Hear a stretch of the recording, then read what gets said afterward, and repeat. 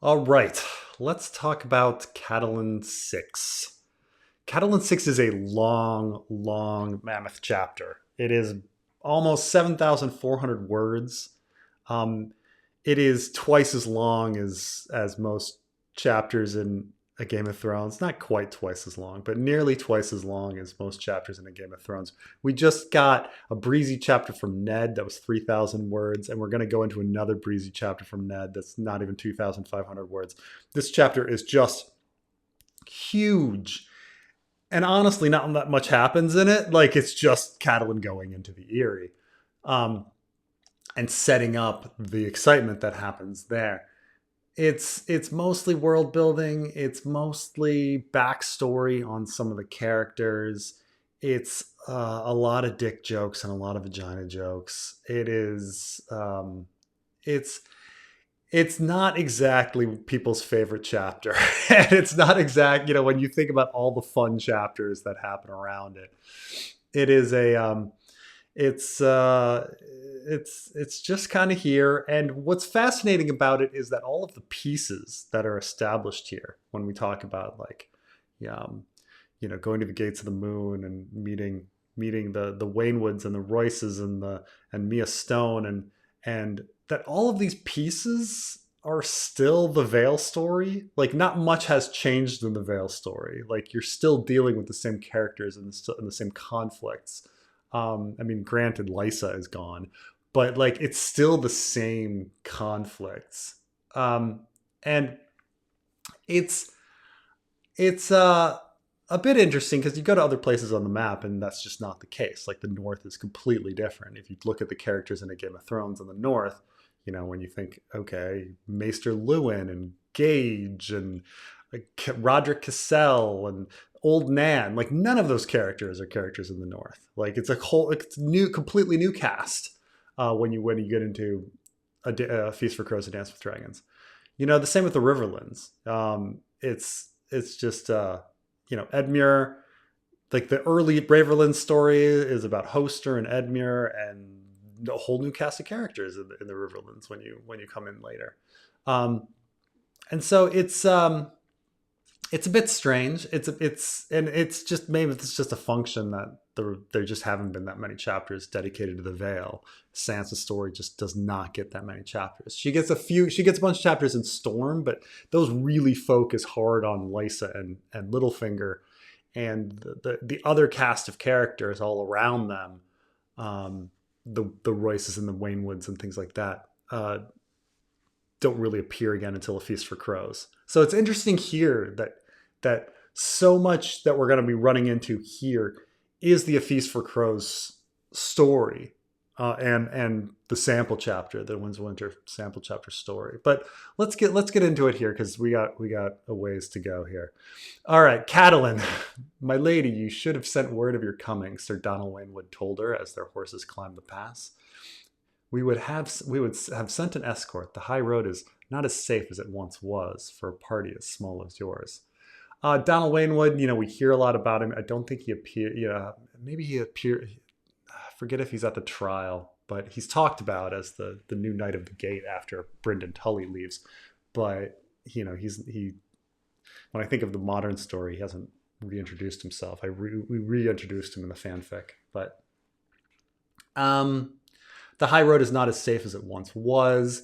So we find out that the reason they were attacked a bunch uh, in the Vale is a function of something that Lysa has done. Um, Essentially, she's called back all forces from dealing with wildling raiding parties. The Hill Clan raiding parties. They call them wildlings too. Um, we learned that to our sorrow, Sir Donal, Catelyn said. Sometimes she felt as though her heart had turned to stone. 6 brave men had died to bring her this far, and she could not even find it in her to weep for them. The 6 brave men, I think it's Chigan, who is the other sellsword with Bronn, who's killed off. There's a second attack off screen, so we experience the first attack, and then there's a second attack off screen. So we got Chigan, And then Morik and Jick, who are Tyrion's guards, who went with him to the wall and back, they die. That makes three. And then Larry, Curly, and Mo. Larry, Curly, and Mo, who are Bracken men, but we're talking Laris, Mohor, and Curliket. Yeah, Larry, Curly, and Mo die. So, of course, because they're a set. Larry, Curly, the Three Stooges are a set. Even their names were fading. Yeah. The clansmen harried us day and night. We lost 3 men in the first attack and 2 more in the second, and Lannister's serving man died of a fever when his wounds festered. When we heard your men approaching, I thought us doomed for certain. They'd drawn up for a last desperate fight, blades in hand and backs to the rock. The dwarf had been whetting the edge of his axe and making some mordant jest with Bronn.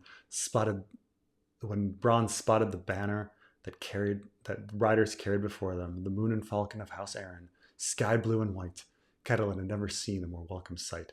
Oh, right, because Catelyn is not quite as poetic as Tyrion, but she's definitely the second most poetic. We're just going to get a lot of poetic descriptions here. The clans have grown bolder since Lord John Arryn died, Sir Donald said. He was a stocky youth of 20 years, earnest and homely, with a wide nose and shock of thick brown hair. If it were up to me, I would take 100 men into the mountains, root them out of their fastness, and teach them some sharp lessons. But your sister has forbidden it. She would not even permit her knights to fight in the hand's tourney. She wants all our swords kept close to home to defend the Vale. Against what? No one is certain. Shadows, some say. He looked at her anxiously, as if he had suddenly remembered who she was. I hope I have not spoken out of turn, my lady. I meant no offense. So, everybody seems to be upset that they're all being held back and not being able to do their duty here of rooting out these mountain clans. Obviously, Lysa fears the Lannisters coming after her.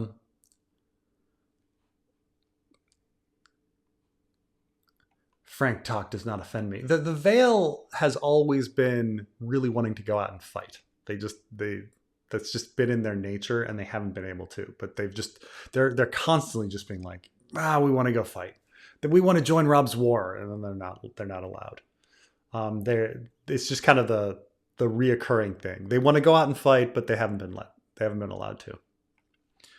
Frank talk does not offend me, Sir Donald. Catelyn knew what her sister feared. Not shadows, Lannisters, she thought to herself, glancing back to where the dwarf rode beside Bronn. I had an English teacher. People use this a lot, but I always think it's funny because I had an English teacher who hated the phrase "thought to oneself." Like, oh, he thought to himself. Oh, she thought to herself. Because he's like, who else are you gonna think it to? Who else are you thinking to? Okay, like unless we're talking telepathy, you always think to yourself. So there's no need to think to yourself. You either think it or you say to yourself, but you don't think to yourself. I always thought that was funny because I see it everywhere, but it's fun. Even George uses it. The two of them had grown thick as thieves since Chicken had died. The little man was more cunning than she liked. So he feels the same about her. So it's this mutual two characters that are too similar, and their writing styles are very similar. When they entered the mountains, he had been her captive, bound and helpless. What was he now? Her captive still, yet he rode along with a dirk through his belt and an axe strapped to his saddle, wearing the shadow skin cloak he'd won dicing with the singer, and the chainmail hauberk he'd taken from Chiggin's corpse. 200 men flanked the dwarf and the rest of her ragged band, knights and men-at-arms in service to her sister Lysa and John Arryn's young son, and yet Tyrion betrayed no hint of fear. Could I be wrong, Catelyn wondered? Not for the first time. Could he be innocent after all? Of Bran and John Arryn and all the rest? And if he was, what did that make her? 6 men had died to bring him here. Resolute, she pushed her doubts away. I suppose, the fandom, a lot of people in the fandom seem to blame Cat Resolute, she pushed her doubts away.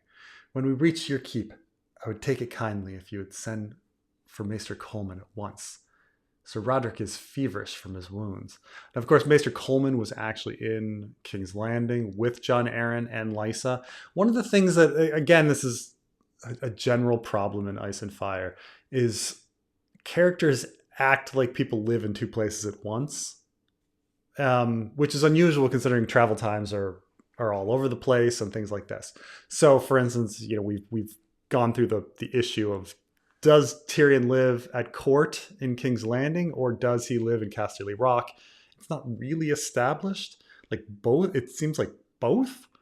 So a lot of fans are like, I guess maybe he visited frequently. We're gonna get some hints here that people act like Jon Arryn lives in the Vale, but he lived in King's Landing the entire time. Or Lysa lived in the Vale, but Lysa lived in King's Landing the whole time. So, it's that kind of like feeling, but we'll talk about it when we get to it. Sir Rodrik is feverish from his wounds. More than once she had feared that the gallant old knight would not survive the journey. Towards the end he could scarcely sit his horse, and Bronn had urged her to leave him to his fate, but Catelyn would not hear of it. They had tied him to the saddle instead, and she had commanded Marillion the singer to watch over him. So Rodrik is nearly dying here of infection, probably. Sir Donald hesitated before he answered. The Lady Lysa has commanded the maester to remain at the Eerie at all times to care for Lord Robert, he said. We have a septon at the gate who tends to our wounded. He can see to your man's hurt. And so this is a little funny, because who was tending to the wounded when Maester Coleman was in King's Landing? Was it septons then? It seems like this septon, and then he says, oh, we have a septon. You give him a name, right? He should be a practiced healer if he's been doing the healing for the past 15 years or whatever, they act like this is a new thing, that Maester Coleman is no longer allowed to do his job here, but he was never doing his job there. He was in King's Landing, and then he came and he was caring for Lord Robert. So it's kind of funny. Catelyn had more faith in a maester's learning than a septon's prayers. She was about to say as much when she saw the battlements ahead. Long parapets built into the very stone of the mountain on either side of them, where the pass shrank to a narrow, defile scarce wide enough for 4 men to ride abreast. I mean, just the writing here. The twin watchtowers clung to the rocky slopes, joined by a covered bridge of weathered gray stone and arch above the road. Silent faces watched from arrow slits in the tower, battlements, and bridges. When they had climbed almost to the top, a knight rode out to meet them. His horse and his armor were gray, but his cloak was a rippling blue and red of river run, and a shiny blackfish wrought in gold and obsidian pinned its folds against his shoulder. Who would pass the bloody gate, he called. Sir Donald Waynwood, with Lady Catelyn Stark and her companions, the young knight said. The knight of the gate lifted his visor. I thought the lady looked familiar. You are far from home, little cat. And you, uncle, she said, smiling despite all she had been through. Hearing that hoarse, smoky voice again took her back 20 years, to the days of her childhood. My home is at my back, he said gruffly. Your home is in my heart, Catelyn told me. Take off your helm, and I would look upon your face again. So this is the blackfish. He has been, keep in mind that, he has been here for what, good 15 years. And, essentially without Lysa, but though they kind of act like he's been with Lysa. But the years have not improved it, I fear, Brynden Tully said, when he lifted off the helm. Catelyn saw that he lied. His features were lined and weathered, and in time had stolen the auburn from his hair and left it only gray. But the smile was the same, and the bushy eyebrows fat as caterpillars, and the laughter in his deep blue eyes. Did Lysa know you were coming? There was no time to send word ahead, Catelyn told her. The others were coming up behind her. I fear we ride before the storm, Uncle. May we enter the vale? Sir Donald asked. The Waynwoods were ever ones for ceremony. Sort of. I mean, so later we meet the rest of the Waynwoods, and they're not really that at all. They're a bunch of them are quite joke around quite a bit. So this whole idea of like the Waynwoods being one for ceremony has been kind of dropped, but it's fine.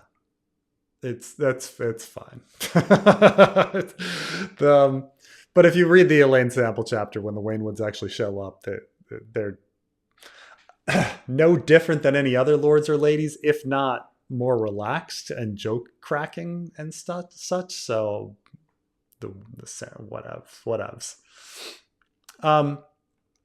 In the name of Robert Arryn, Lord of the Eerie, Defender of the Vale, True Warden of the East, I bid you enter freely and charge you to keep his peace, said Sir Brynden replied. Come. And so she rode behind him. Beneath the shadow of the bloody gate, where a dozen armies had dashed themselves to pieces in the Age of Heroes. On the far side of the stoneworks, the mountain opened up suddenly upon a vista of green fields, blue sky, and snow-capped mountains that took her breath away. The Vale of Arryn bathed in the morning light. So here we are at the bloody gate. Going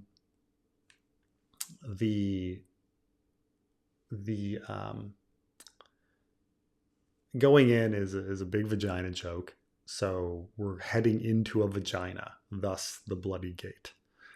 And we're this is just but the idea is that the Vale is a big womb, but it's a barren womb, and this is the big joke. It's impregnable. Like you're not able to get it pregnant. And that's the idea of Lysa. There's a lot of just jokes about pregnancy and abortions and everything. So, but this is what's going on here. It stretched before them in the misty cast, a tranquil land of rich black soil, wide, slow-moving rivers, and 100 small lakes that shone like mirrors in the sun, protected on all sides by its sheltering peaks. Wheat and corn and barley grew in its fields, and even in Highgarden the pumpkins were no larger nor the fruit any sweeter than here. They stood at the western end of the valley where the high road crested the last pass and began its winding descent to the bottomlands 2 miles below. The vale was narrow here, no more than a half-day's ride across, and the northern mountains seemed so close that Catelyn could almost reach out and touch them. Looming over them was so close that Catelyn almost reached... Looming over them was a jagged peak called the Giant's Lance. This is a big dick joke. A mountain that even mountains looked up to. Its head, yes, the head of its penis, is in icy mists 3.5 miles above the valley floor. Over its massive western shoulder flowed a ghost torrent of Alyssa's tears. Alyssa's tears is either piss or semen or something, but the point is that like you got this big dick and there's this big flow coming off of the dick. Even in the distance, Catelyn could make out the shining silver thread bright against the dark stone. And this is the idea is here that Jon Arryn was fertile, he was fine, and that it's Lysa that was the problem. When her uncle saw that she had stopped, he moved his horse closer and pointed. It's there beside Alyssa's tears. All you can see from here is a flash of white every now and then. And if you look hard and the sun hits the walls just right. 7 towers, Ned had told her, like white daggers thrust into the belly of the sky, so high you can stand on the parapets and look down on the clouds. How long the ride? We can be at the mountain by evenfall, Uncle Brendan said, but the climb will take another day. So the Eerie is obviously a fantasy exaggeration. Like, the entire point of castles is that when you put these forts in the middle of land, that if you have a long army coming and the long baggage train passing, that you can't do it because, like, yes, the army can pass by the castle fine, but when it's up ahead, people in the castle can come out for very quick kind of attack and then run back in. So you can destroy any sort of baggage train. So you can't really travel past a big tall castle, right? I mean, a big castle, a fortified castle. But the thing is, you need at least some ability to get out of your castle fast enough to attack and then run back in. Like, that's kind of the point of them, is that they're for getting in and out of really fast so that you can destroy like long columns of troops and their supplies. The thing about the Eerie is it's so difficult to get in and out of that it just doesn't seem like anyone would do that. And I also don't know like why anyone would march past the Eerie. When you kind of look at the other forts, like the other places in the Vale, it's not like the Eerie is, you know, I mean, you can maybe say, okay, like, you know, I wish they had more roads here. Like, you could understand that there's a road past the Eerie that goes on to like the other rivers and valleys, Stone Gates, like these passes, or to the right, like to Gulltown and such. Like, had they put the Eerie where the Bloody Gate is, it would make more sense. And then you kind of see where the roads go. And the Eerie was the thing blocking. But it's just so impractical. But whatever. I mean, it's a fantasy story. Okay, so let's not worry about it too much.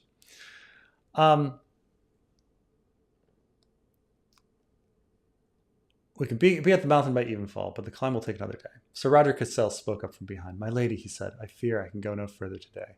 His face sagged beneath his ragged, new-grown whiskers. And he looked so weary, Catelyn feared he might fall off his horse. Nor should you, she said.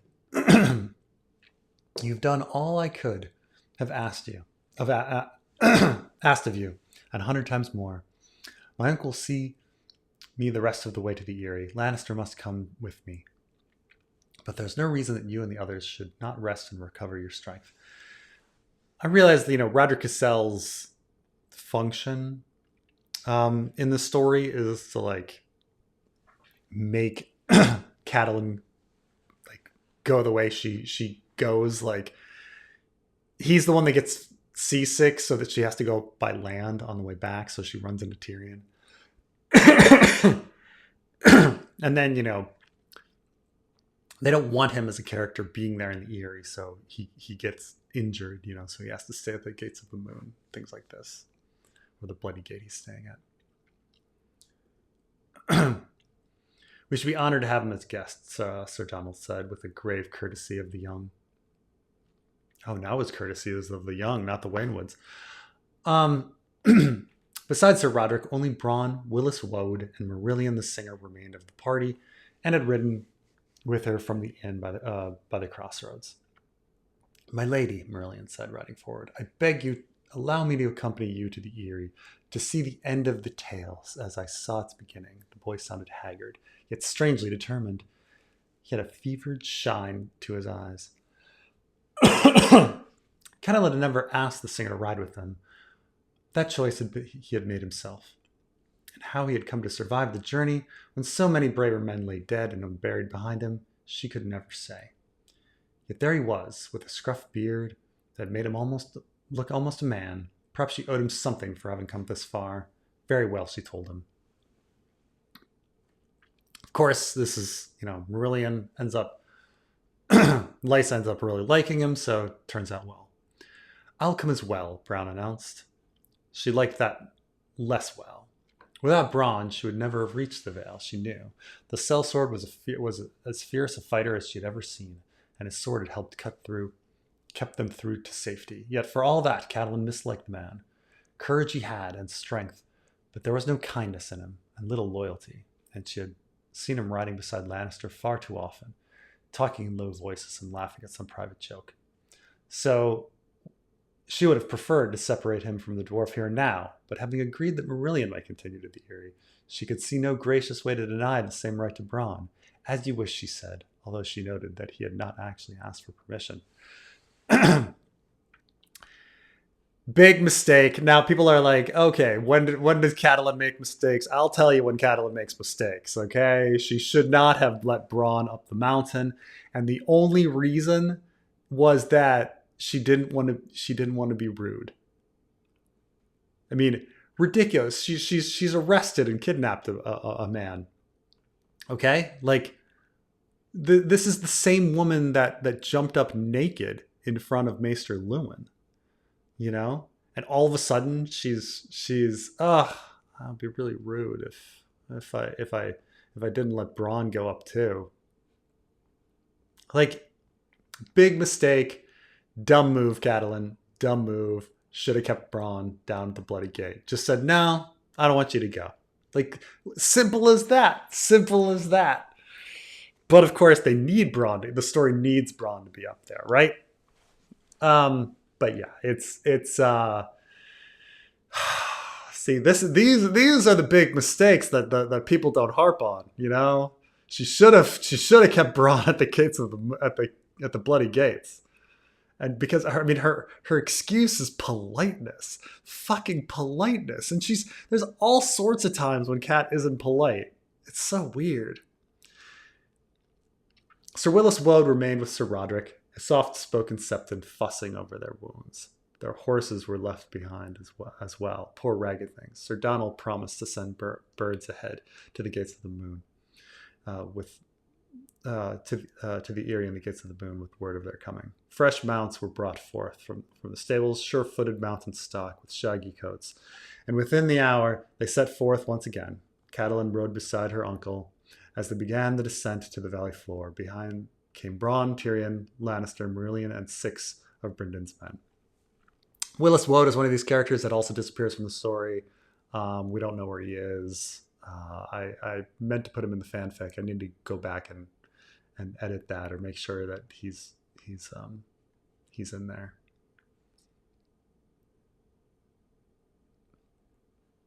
Not until they they were a third of the way down the mountain path, well out of earshot of the others, did Bryndon Tully turn to her and say, "So, child, tell me about this storm of yours." "I've not been a child in many years, uncle," Catelyn said, but she told him nonetheless. It took longer than she would have believed to tell it. Lysa's letter and Bran's fall, the assassin's dagger and Littlefinger, and her chance meeting with Tyrion Lannister in the Crossroads Inn. Yeah, so the Blackfish has more information than we think. Her uncle listened silently, heavy brows shadowing his eyes as his frown grew deeper. The George does this a bit where a character tells everything that happened, and then he just goes, okay, and then he told them everything, and they're up to speed.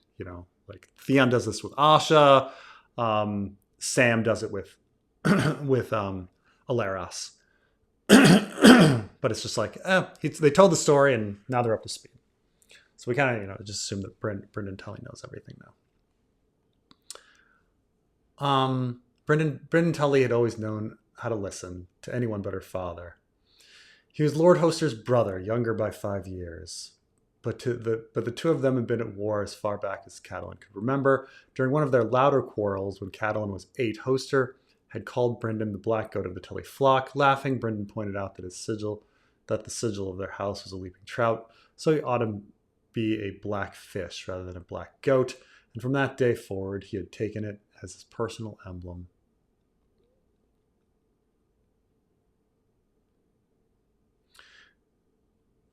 It's not really that funny. The war had not ended until the day she and Lysa had been wed. It was at their wedding feast that Brynden told his brother he was leaving for Riverrun to serve Lysa and her new husband, the Lord of the Eerie. Lord Hoster had not spoken his brother's name since, from what Edmure told her in infrequent letters. And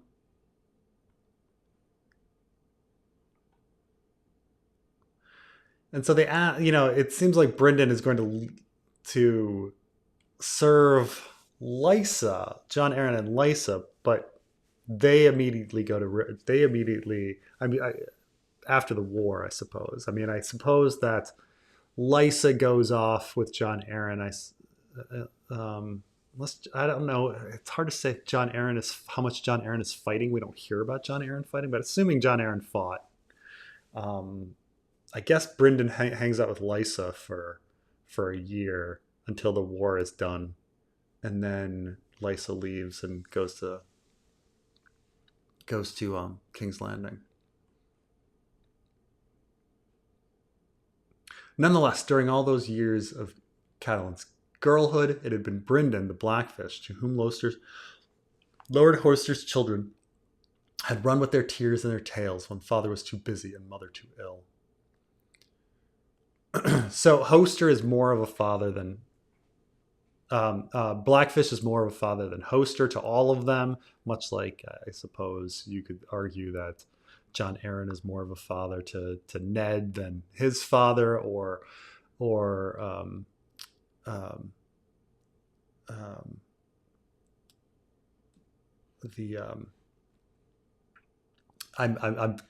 so blanking, by the way, on sorry, I meant to say like Anders Ironwood for Quentyn, or Dagmar Cleftjaw for Theon. They always seem to have another character who is more of a father than the actual father in these stories. Catelyn,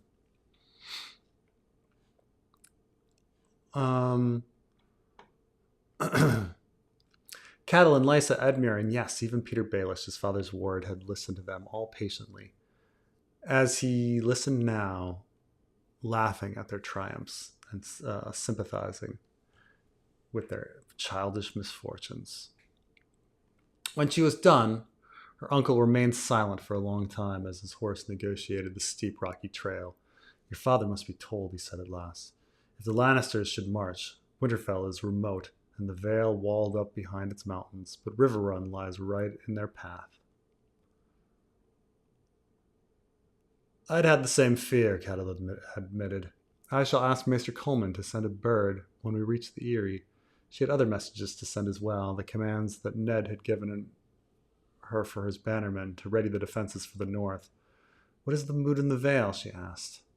"Angry," Brynden admitted. "Lord John was much loved, even though he wasn't there. And the insult was keenly felt when the king named Jaime Lannister to an office the Arryns had held for nearly 300 years. Now, this is already, George is beginning to switch the Warden of the North, Warden of the East, Warden of the South, Warden of the West thing. It was very clear in the early story that being Warden of the East was important because they would control armies. And now it's simply an insult, and because they're just like, Lysa had commanded us to call her son the true Warden of the East, but no one is fooled. Nor is your sister alone in wondering at the manner of the hand's death. None dare say John was murdered, not openly, but suspicion casts a long shadow." He gave Catelyn a look, his mouth tight. "And there is the boy."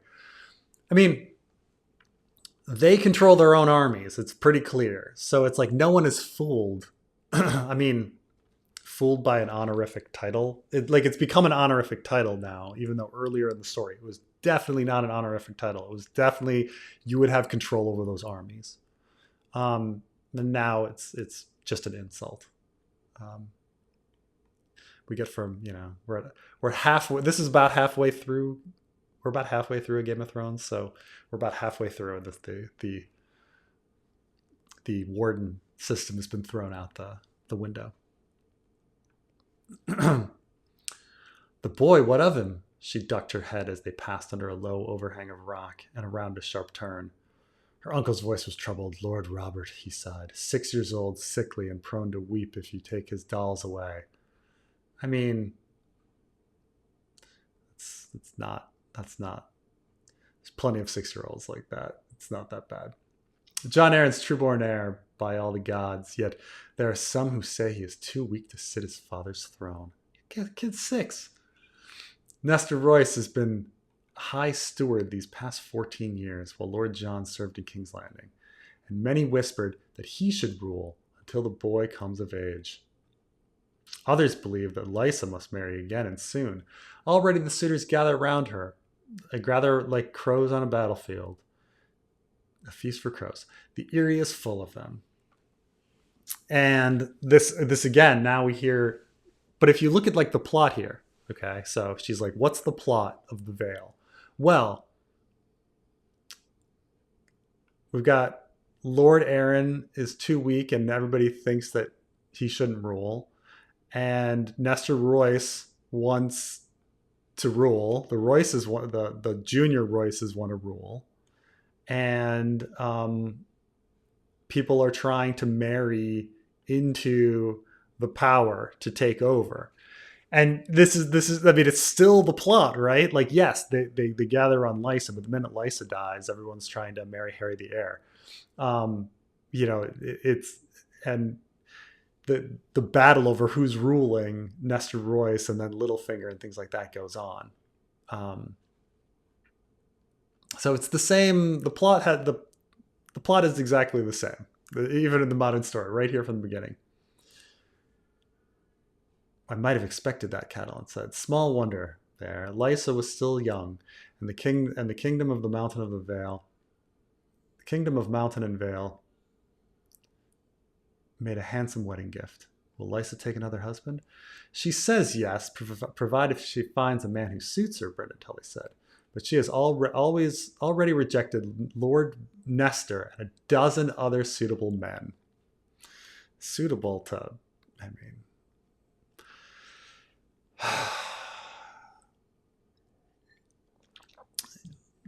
mean, Lysa is kind of correct here. All these men are just trying to take control of the Vale for themselves because they think her son is going to die and that they don't have any affection for her and are not necessarily working in her best interest. She's wrong in assuming Littlefinger is, but I don't, Lysa is not necessarily in the wrong by being suspicious of all of these men. She swears this time she will choose her lord husband. You of all people can scarce falter for that, Sir Brendan snorted. Nor do I, but it seems that Lysa's only playing at courtship. She enjoys the sport, but I believe your sister intends to rule herself until her boy is old enough to be Lord of the Eerie in truth, as well as name. So, Lysa, you could kind of understand it. So she doesn't believe that that Sweet Robin's going to die. And let's be honest, Sweet Robin's not going to die. George has all the strong people die and all the weak people survive. This is the whole subversion of expectations. So Lysa's right. Sweet Robin's not going to die. And all of these people are trying to take her power and make the Vale do crazy things. Had Lysa married, keep in mind that had Lysa married, the Vale would have joined Robb Stark. And, one could argue, well, if he had the Vale, would they have won? I don't know, because who knows what the Dornish would have done? Who knows what the Reach would have done at different times? Things like that. But it might have been a disaster for the Vale. But instead, she keeps everybody back. If you're worrying about the Vale, I understand that, everybody, the Starks are the protagonists, and you want everybody to join the Starks, but she's suspicious. She knows that these people are wanting war, and she doesn't want to marry them for that. So it's she's not a complete idiot. She's only somewhat an idiot because she trusts Littlefinger. A woman can rule as wisely as a man, Catelyn said. The right woman can, her uncle said with a sideways glance. Make no mistake, Cat. Lysa is not you. He hesitated a moment. If truth be told, I fear you may not find your sister as helpful as you would like. Make no mistake, a woman can rule. I mean, this is right after Catelyn has kidnapped Tyrion Lannister and is driving the kingdoms towards war with her husband. So Cat gets smarter, obviously. Clash of Kings on. And who has brought along Bronn for no reason. And went to the Vale rather than stopping by Riverrun to warn her father and brother of everything. She was puzzled. What do you mean? The Lysa who came back from King's Landing is not the same girl who went south when her husband was named Hand. Those years were hard for her. You must know Lord Arryn was a dutiful husband, but their marriage was made from politics, not passion. As was my own. Yeah, but you weren't married to an old man, Cat. They began the same. Oh, did they? But your ending has been happier than your sister's. 2 babies stillborn, twice as many miscarriages, Lord Arryn's death. Catelyn, the gods gave Lysa only the one child, and he is all your sister lives for now, poor boy. Small wonder she fled rather than see him handed over to the Lannisters. Your sister is afraid, child, and the Lannisters are what she fears most. She knows that. She ran to the Vale, stealing away from the Red Keep like a thief in the night, and all to snatch her son out of the lion's mouth. And now you have brought the lion to her door. In chains, Catelyn said.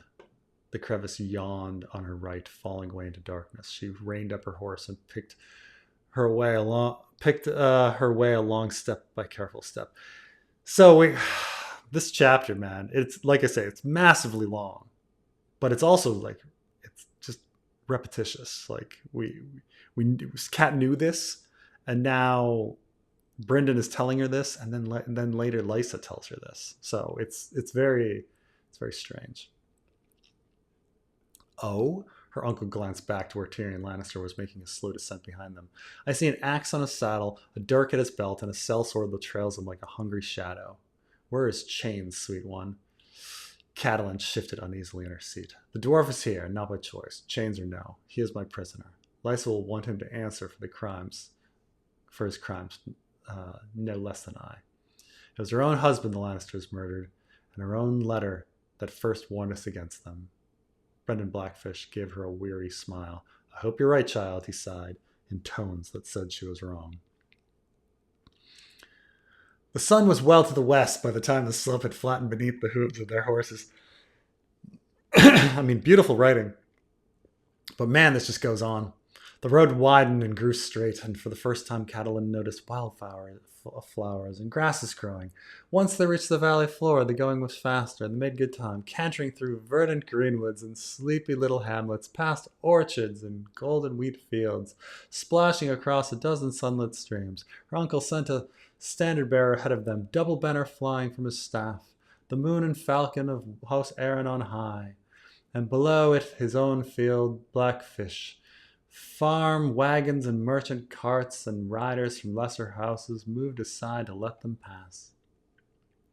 Even so, it was full dark before they reached the stout castle that stood at the foot of the giant's lance.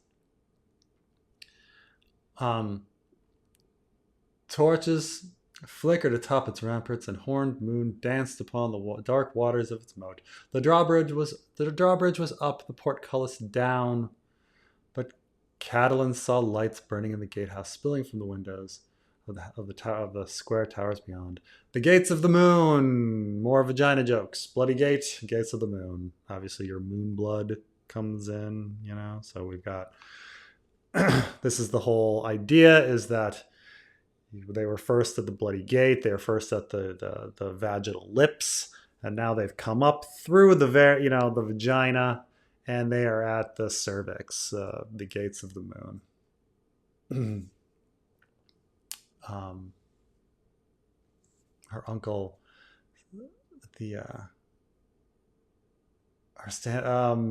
her uncle said as the party drew rein, his standard bearer rode to the edge of the moat to hail the men in the gatehouse. Lord Nestor's seat. He should be expecting us. Look up.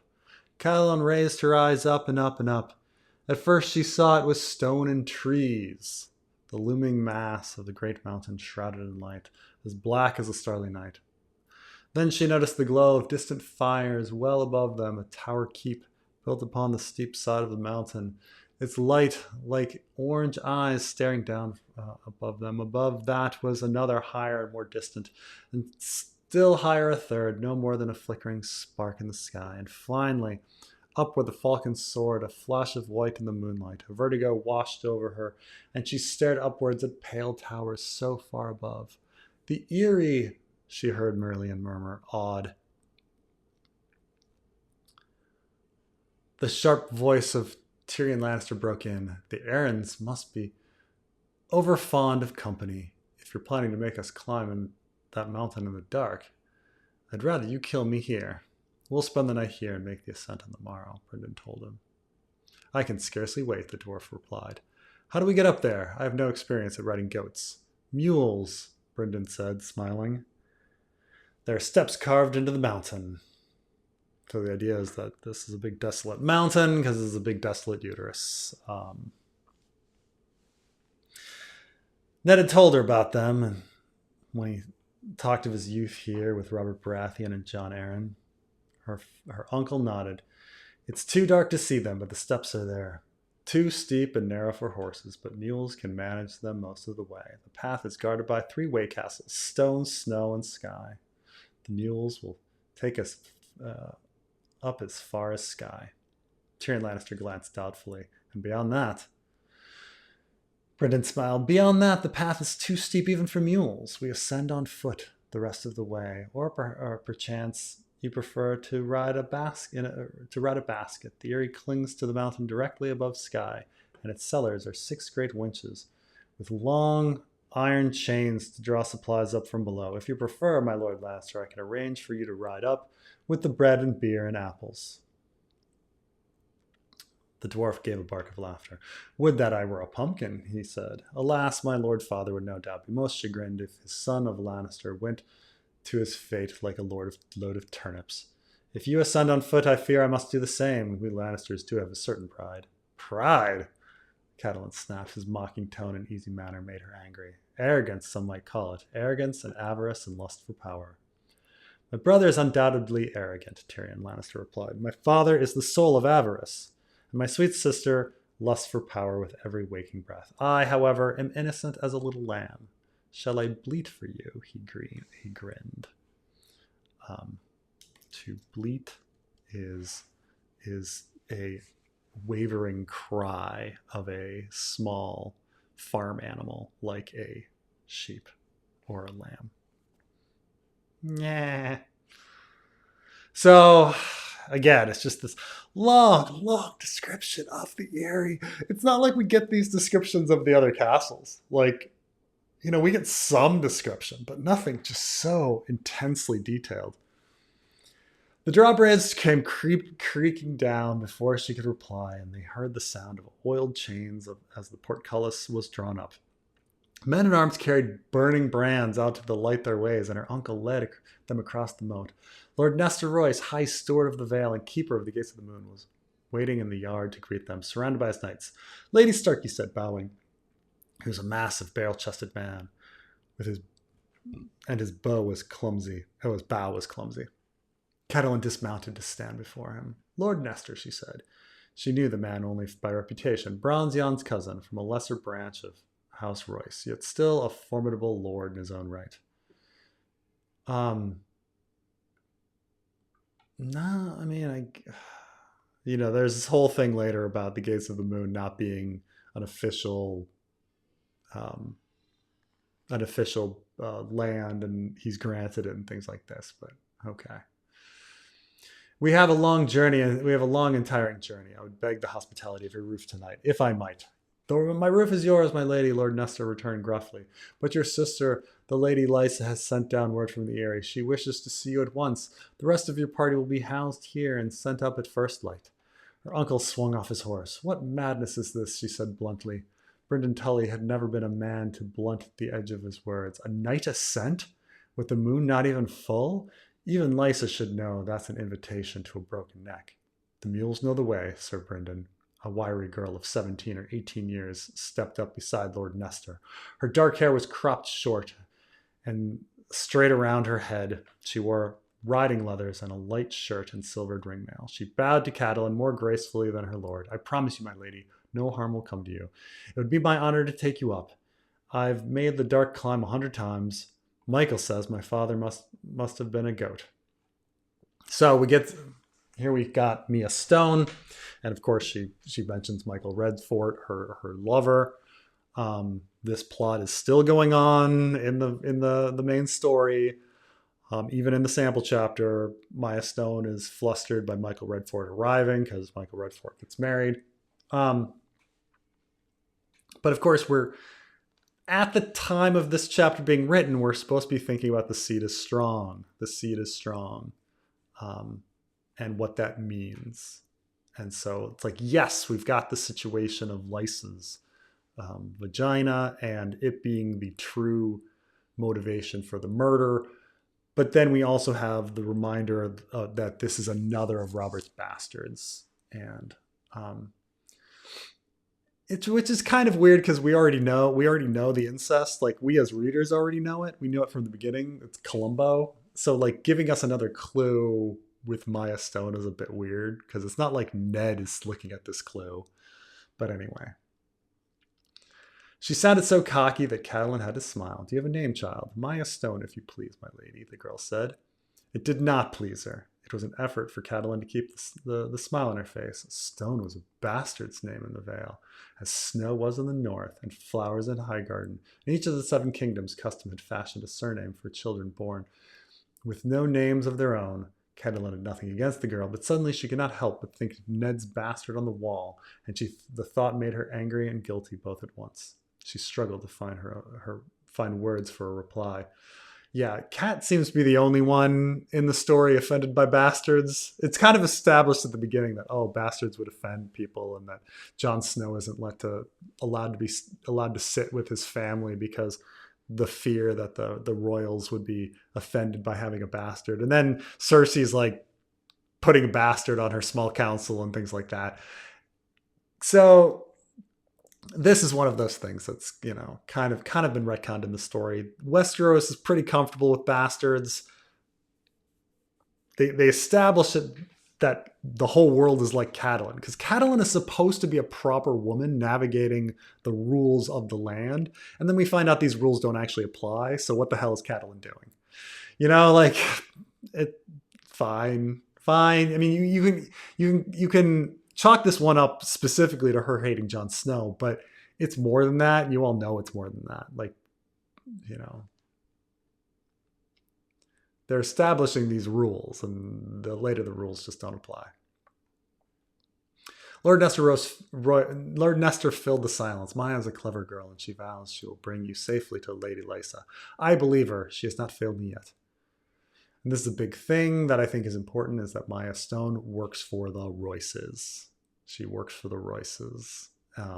This comes in. I think it will play a part later on. But then I put myself in your hands, Mia Stone, Catelyn said. Lord Nestor, I charge you to keep a close guard on my prisoner. And I charge you to bring the prisoner a cup of wine and a nicely crisped capon before he dies of hunger, Lannister said. A girl would be pleasant as well, but I suppose that's too much to ask of you. The Solskjaer Bronn laughed aloud. Lord Nestor ignored the banter. As you say, my lady, so it will be done. Only then did he look at the dwarf. See our Lord Lannister to a tower cell and bring him meat and mead. Catelyn took her leave. of her uncle and the others as Tyrion Lannister was led off. Then followed the bastard girl through the castle. 2 mules were waiting in the upper bailey, saddled and ready. Mia helped her mount one while guardsmen in a blue sky cloak opened the narrow postern gate. Behind was dense forest of pine and spruce on the mountain like a black wall, but the steps were there, chiseled deep into the rock, ascending into the sky. Some people find it easier if they close their eyes, Maya said as she led the mules through the gate into the dark wood. When they get frightened or dizzy, sometimes they hold on to the mule too tight, but they don't like that. Here's the thing, again, this is supposed to be a castle where you're supposed to bring down forces to attack if you want, and you can't get up without a very slow mule ride. Like, what do you like? How many mules were you expecting for your army to hide in the Eerie? I was born a Tully and wed as Stark, Catelyn said. I do not frighten easily. Do you plan to light a torch? The steps were black as pitch. The girl made a face. Torches just blind you. On a clear night like this, the moon and the stars are enough. Michael says I have the eyes of an owl. She mounted and urged her mule up the first step. Catelyn's animal followed, of its own accord. You mentioned Michael before, Catelyn said. The mule set the pace, slow but steady. She was perfectly content with that. Michael's my love, Maya explained. Michael Redfort. He's a squire to Sir Lyn Corbray. We're soon to wed as he becomes... We're soon to wed as soon as he becomes a knight. Next year or after. Lyn Corbray introduced for the first time. She sounded so like Sansa, so happy and innocent with her dreams. Catelyn smiled. But the smile was tinged with sadness. The Redforts were an old name in the Vale, she knew. With the blood of the first men in their veins. She might be, but no Redfort would ever wed a bastard. His family would arrange a more suitable match for him. Yes, that happens. To a Corbray or a Waynwood or a Royce, or perhaps a daughter of some great house. Ends up being a Royce. Outside the Vale. If Michael Redfort laid with this girl at all, it would be on the wrong side of the sheet. The ascent was easier than Catelyn had dared hope. The trees pressed close, leaning over the path to make a rustling green roof that shut out even the moon. So it seemed as though they were moving up a long black tunnel. They're essentially being like the idea the sperms are going up. The mules were sure-footed and tireless, and Maya Stone did indeed seem blessed with night eyes. They plodded upward, winding their way back and forth across the face of the mountain as the steps twisted and turned. The thin layer of fallen needles carpeted the path, so the shoes of their mules made only the softest sounds on the rocks. The quiet soother, the gentle rocking motion set Catelyn to swaying in her saddle. Or at this point, are we assuming they're in a fallopian tube or something? It's the quiet. Before long, she was fighting sleep. Perhaps she dozed for a moment, but suddenly a massive iron-bound gate was looming before them. Stone, Maya announced. I mean, it was just like we're given the whole geography as if it's relevant. Maya announced, dismounting. Iron spikes were set along the tops of formidable stone walls, and 2 fat round towers overtopped the keep. The gates swung open at Maya's shout. Inside, the portly knight who was commanded the Way Castle greeted Maya by name and offered her them skewers of charred meat and onions still hot from the spit. Catelyn had not realized how hungry she was. She ate, standing in the yard, as stable hands moved their saddles to fresh mules. The hot juices ran down her chin and dripped onto her cloak, but she was too famished to care. Then it was on to a new mule, and out again into the starlight. The second part of their ascent seemed more treacherous to Catelyn. The trail was steeper, the steps more worn, and here they littered pebbles and broken stone. Maya had to dismount half a dozen times to move the fallen rocks from the path. You don't want your mule to break a leg up here, she said. Catelyn was forced to agree. You could feel the altitude more now. The trees were sparser here. The wind blew more vigorously. Sharp gusts that tugged at her clothing and pushed her hair into her eyes. From time to time, the steps doubled back on themselves, and she could see stone below and the gates of the moon further down. But its torches no brighter than candles. Oh, like at this point, are you guys with me? Oh my God. Like, what is going on with this chapter? Like, oh my God. Just this is like Tyrion 7, A Dance with Dragons, where you're just like, what are you doing? Like, what are you doing, George?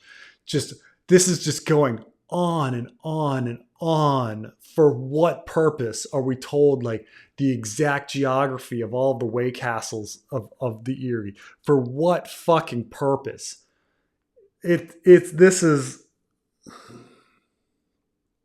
I am declaring now, beautifully written, beautiful, poetic, atmospheric, yes, but completely unnecessary. And I would call Catelyn 6 the worst chapter in the story. It just doesn't need to be. It just doesn't need to be this long. It does not need to be this long at all. You could do this whole thing half as many words. Snow was smaller than stone, a single fortified tower and a timber keep and a stable hidden behind a low wall of unmortared rock. Keep in mind, in the show, they just cut this. They cut this all. Yet it nestled against the giant's lance in such a way to command the entire stone stair above the lower way castle. And an enemy intent on the area would have to fight his way from stone step by step while rocks and arrows rained down from snow above. The commander, an anxious young knight with a pockmarked face, offered bread and cheese and the chance to warm themselves before his fire. But Maya declined. We ought to keep going, my lady, she said. If it please you, Catelyn nodded. Again, they were given fresh mules. Hers was white. Maya smiled when she came to him. Whitney's a good one, my lady, sure as foot, even on ice. But you need to be careful. He'll kick if he doesn't like you. The white mule seemed to like Catelyn. There was no kicking, thanks to God. Oh my God, we get the description of the mules. Oh man, Whitney the mule. Thank goodness we're getting the backstory on Whitney the mule. Oh my God, there was no ice either, but she was grateful for that. My mother says that 100 years ago, this was where the snow began. Maya told her, it was always white above here, and the ice never melted, she shrugged. I can't remember ever seeing snow this far down the mountain, but maybe it was that way once in olden times. I guess longer winter. So young, Catelyn thought, trying to remember if she had ever been like that. The girl had lived half her life in summer, and that was all she knew. Winter is coming, child, she wanted to tell her. The words were on her lips. She almost said then. Perhaps she was becoming a Stark at last. Above snow, the wind was a living thing, howling around them like a wolf in the waste, then falling off to nothing as if to lure them into complacency. The stars seemed brighter up here, so close that she could almost touch them, and the horned moon was huge in the clear black sky. As they climbed, Catelyn found it was better to look down and up. The steps were cracked and broken from centuries of freeze and thaw, and the tread of countless mules, and even in the dark, the heights put to her heart in her throat. When they came to the high saddle between the two spires of rocks, Maya dismounted. It's best to lead the mules over. The wind can be a little scary here. Catelyn climbed stiffly through the shadows and looked at the path ahead, 20 feet long and close to 3 feet wide, with a precipitous drop on either side. She could hear the wind shrieking. Oh my God, it just never fucking ends. Maya stepped out lightly. Her mules followed as calmly as they were crossing a bailey. It was her turn, yet no sooner had she taken her first step than fear caught Catelyn in its jaws. She could feel the emptiness, the black gulfs of air that yawned around her. She stopped, trembling, afraid to move. The wind screamed at her and wrenched at her cloak, she trying to pull her over the edge. Catelyn edged her foot backwards, the most timid of steps, but the mule was behind her, and she could not retreat. I'm going to die here, she thought. She could not. She could feel sweat trickling down her back. Now, of course, in Elaine 2, Sansa 3, A Feast for Crows, Elaine makes the same trip down. But she's having fun conversation the whole time, and it's done much better than this. This is just atmosphere after atmosphere after atmosphere, endlessly. Oh, George. This is just, oh. Lady Stark, Maya called out in the gulf. The girl sounded 1,000 leagues away. Are you well? Catelyn Stark swallowed what remained of her pride. I cannot do this, child, she called out. Yes, you can, the bastard girl said. I know you can. Look how wide the path is. I don't want to look.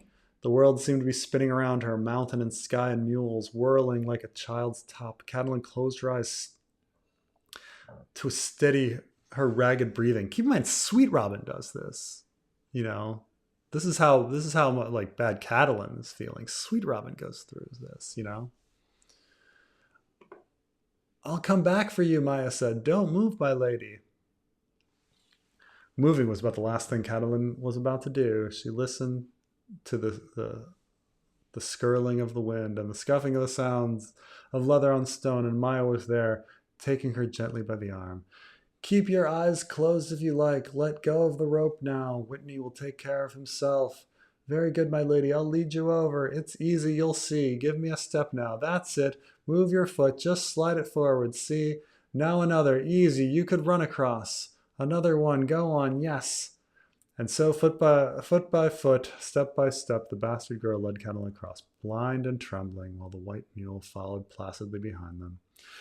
The Waycastle sky was no more than a high crescent-shaped wall of unmortared stone, raised against the side of the mountain, but even the topless towers of Valyria could not have been more beautiful to Catelyn Stark. Here at last the snow crown began. Sky's weathered stones were rimmed with frost, and long spears of ice hung from the slopes above. Dawn was breaking in the east as Maya Stone hallooed for guards, and the gates opened before them. Inside the walls there was only a series of ramps and a great tumble of boulders and stones of all sizes. No doubt it would be the easiest thing in the world to begin an avalanche from here. A mouth yawned in the rock, face in front of them. The stables and barracks are in there. The last part is inside the mountain. It can be a little dark, but at least you're out of the wind. This is as far as the mules can go. Past here, well, it's sort of a chimney. More like a stone ladder than proper steps, but it's not too bad. Another hour and we'll be there. Oh my God, another hour in this chapter. We might finish reading this chapter. My fucking God. Catelyn looked up. Directly overhead, pale in the dawn light, she could see the foundation of the Eerie. It could not be more than 600 feet above them. From below, it could be... Oh my God. Just stop it, George. Just stop it. What a disaster. What a fucking disaster. I mean, all the time that he spent like writing this incredibly long poetic chapter, but it's just like, what are you doing? It could not be more than 600 feet above them. From below, it looked like a small white honeycomb. She remembered what her uncle had said of baskets and winches. The Lannisters may have their prides, she told Maya, but the Tullys are born with better sense. I've ridden all day and the best part of the night. Tell them to lower a basket. I shall ride with the turnips. The sun was well above the mountains by the time Catelyn finally reached the Eerie. A stocky, silver-haired man in a sky blue cloak and hammered blue and moon and falcon breastplate helped her from the basket. Sir Vardis Egan. Poor Vardis Egan. He's the one that's going to die. Captain of John Arryn's household guard. Beside him stood Maester Coleman, thin and nervous, with too little hair and too much neck. Lady Stark, Sir Vardis said, the pleasure is as great as it is unanticipated. Maester Coleman bobbed his head in agreement. Indeed it is, my lady. Indeed it is. I have sent word to your sister. She left orders to be awakened the instant you arrived. I hope she had a good night's rest, Catelyn said with a certain bite in her tone that seemed to go unnoticed. The men escorted her from the winch room up a spiral stair. The Eyrie was a small castle by the standards of great houses, 7 slender white towers bunched as tightly as arrows in a quiver on a shoulder of the great mountain. It had no need for stables, nor smithies, nor kennels, but Ned said its granary was as large as Winterfell's, and its towers could house 500 men. Yet it seemed strangely deserted to Catelyn as she passed through it, its pale stone halls echoing and empty. Lysa was waiting alone in her solar, still clad in her bedrobes. Her long auburn hair tumbled unbound across her white shoulders and down her back. A maid stood behind her, brushing out the night's tangles. But when Catelyn entered, her sister rose to her feet, smiling. "Cat," she said. "Oh, Cat, how it is good to see you, my sweet sister." The irony here, every time you say sweet sister in the story, it's usually not true. So it's, Tyrion calls Cersei his sweet sister. Viserys calls Dany his sweet sister. She ran across the chamber and wrapped her sister in her arms. "How long has it been?" Lysa murmured against her. "Oh, how very, very long. It's been 5 years, in truth. 5 cruel years for Lysa." They'd taken their toll. They'd taken their toll. Her sister was 2 years younger, yet she looked older now, shorter than Catelyn. Lysa had grown thick of body, pale and puffy of face. She had blue eyes of the Tullys, but hers were pale and watery, never still. Her small mouth had turned petulant as Catelyn held her. She remembered the slender, high-breasted girl who'd waited beside her that day in the Septet River run. How lovely and full of hope she'd been. All that remained of her sister's beauty was the great fall of thick auburn hair that cascaded to her waist. "You look well," Catelyn lied, "but tired." Her sister broke the embrace. "Tired? Yes. Oh, yes." She seemed to notice the others then. Her maid, Maester Coleman, Sir Vardis. "Leave us," she told them. "I wish to speak to my sister alone." She held Catelyn's hand as they withdrew, and dropped it the instant the door closed. Catelyn saw her face change. It was as if the sun had gone behind a cloud. "Have you taken leave of your senses?" Lysa snapped to her. "Bring him here without a word of permission, without so much as a warning. Drag us into your quarrels with the Lannisters." "My quarrels?" Catelyn could scarce believe what she was hearing. A great fire burned in the hearth, but there was no trace of warmth in Lysa's voice. "They were your quarrels first, sister. It was you who sent me that cursed letter, who wrote that the Lannisters had murdered your husband, to warn you so that you could stay away from them. I never meant to fight them. God's cat, do you know what you've done?" "Mother," a small voice said. Lysa whirled her heavy robes swirling around her. Robert Arryn, Lord of the Eerie, stood in the doorway clutching a ragged cloth doll and looked at them with large eyes. He was a painfully thin child, small for his age and sickly all his days. And from time he trembled, the shaking sickness, the maesters called it. "I heard voices." So it seems that it's been 5 years. So it seems that at some point, Cat had visited Lysa. So I guess Cat had gone to King's Landing at some point after the birth of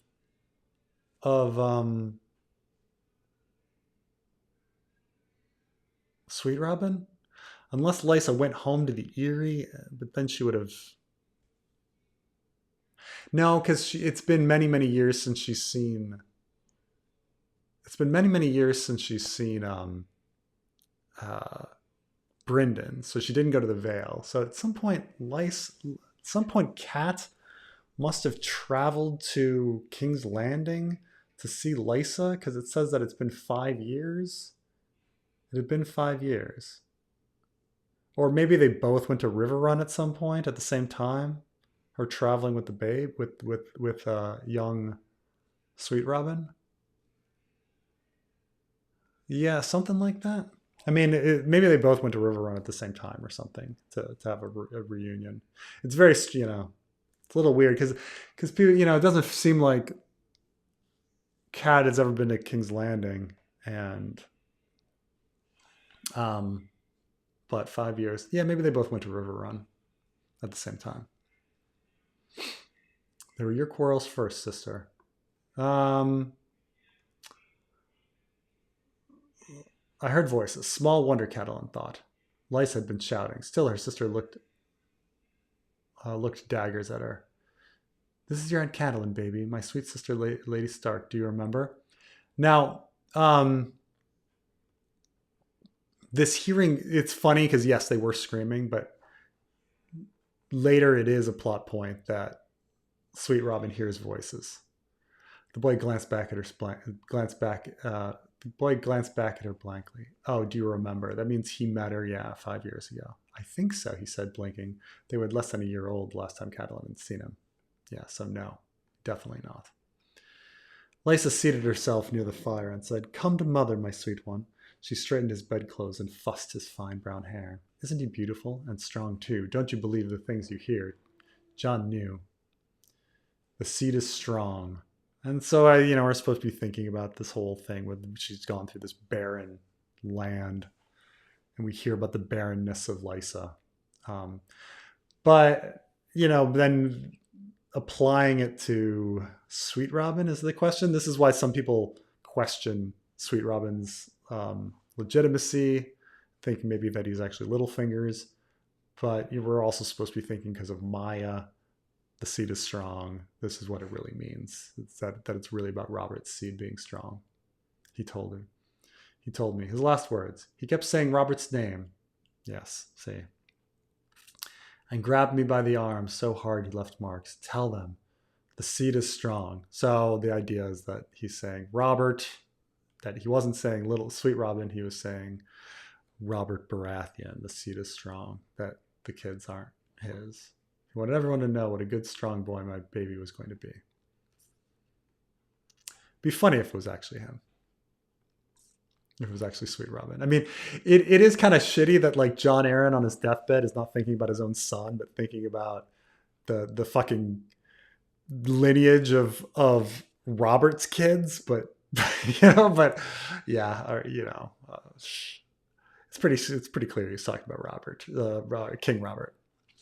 Lysa, Catelyn said, if you're right about the Lannisters, all the more reasons we must act quickly. Not in front of the baby, Lysa said. He is a delicate temper, don't you see? Don't you, sweet one? The boy is Lord of the Eerie and defender of the Vale, Catelyn reminded her. And these are no times for delicacy. Ned thinks it may come to war. Quiet, Lysa snapped at her. You're scaring the boy. Little Robert took a quick peek over his shoulder at Catelyn and began to tremble. His doll fell to the rushes, and he pressed himself against his mother. Don't be afraid, my sweet baby, Lysa whispered. Mother's here. Nothing will hurt you. She opened her robe and drew out a pale, heavy breast tipped with red. The boy grabbed for it eagerly, buried his face against her chest, and began to suck. Lysa stroked his hair.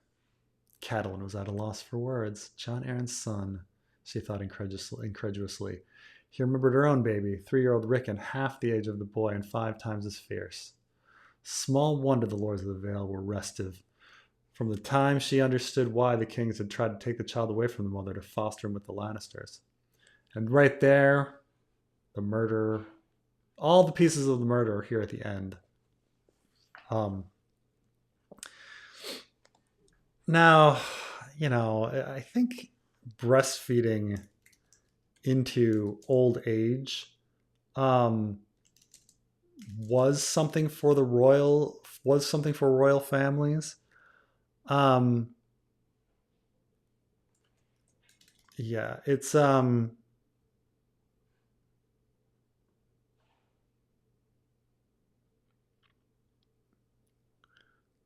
idea is that this could go on farther than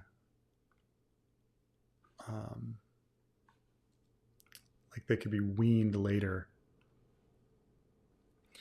I know in different societies, like it's not like to people in like normal like modern urban society, we have different ideas about like when kids should be weaned.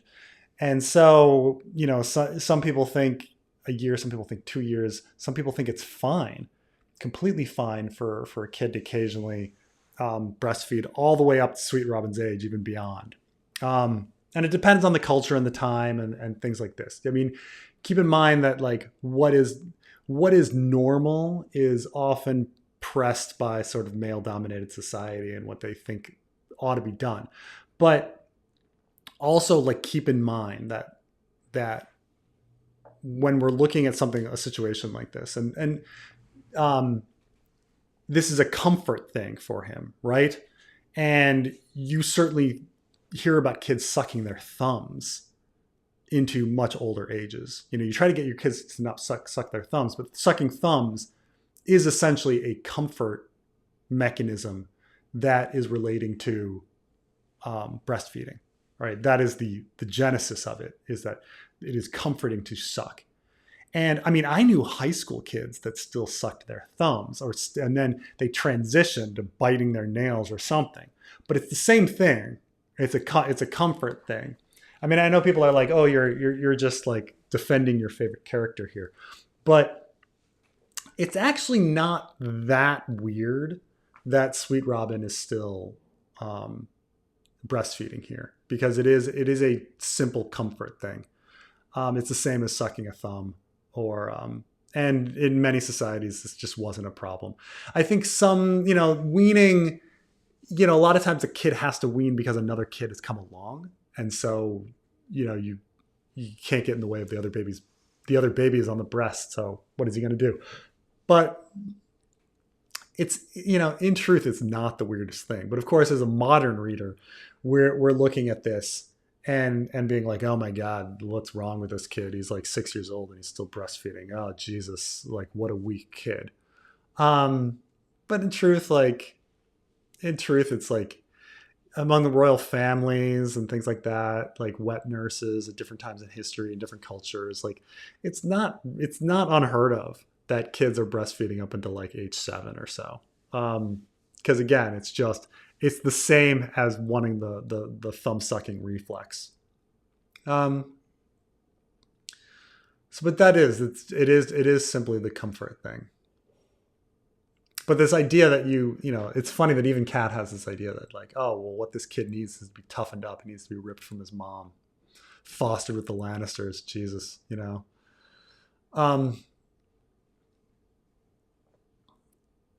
We're safe here, Lysa was saying, whether to her or to the boy. Catelyn was not sure. Don't be fooled, Catelyn said, her anger rising. No one is safe here. You think your hiding here will make the Lannisters forget you? You're sadly mistaken. Lysa covered the boy's ears with her hand. Even if they could bring an army through the mountains and swept past the Bloody Gate, the Eerie is impregnable. Again, just like her womb. You saw for yourself, no enemy could ever reach us up here. Catelyn wanted to slap her. Uncle Brendan had tried to warn her, she realized. No castle is impregnable. This one is, Lysa insisted. Everyone says so. The only thing is, what am I to do with the imp you have brought me? Is he a bad man? The Lord of the Eerie asked, his mother's breast popping from his mouth, the nipple wet and red. A very bad man, Lysa told him, and she covered herself. But mother won't let him harm my little baby. Make him fly, Robert said eagerly. Lysa stroked her son's hair. Perhaps we will, she murmured. Perhaps that is just what we will do. So, yeah, this is supposed to be this sort of grim, cruel thing, that there's something savage and cruel about Sweet Robin. And maybe that was something that George was playing with at the time. This kind of goes away. Yes, Robert is obsessed with flying, but he doesn't seem that cruel later on.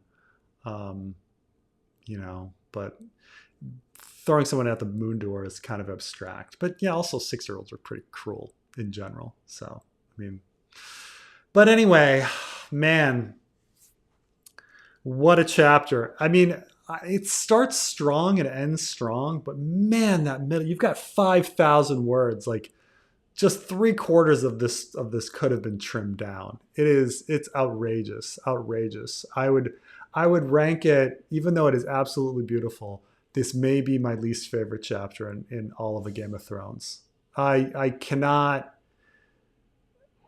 it just does not need to be this long. And thank you for staying with me for all this time. But oh my gosh, what a chapter. And man, it just didn't need to be here. Which is why the show pretty much cut the whole thing. Anyway, thanks for watching. I'll see you next time. Bye.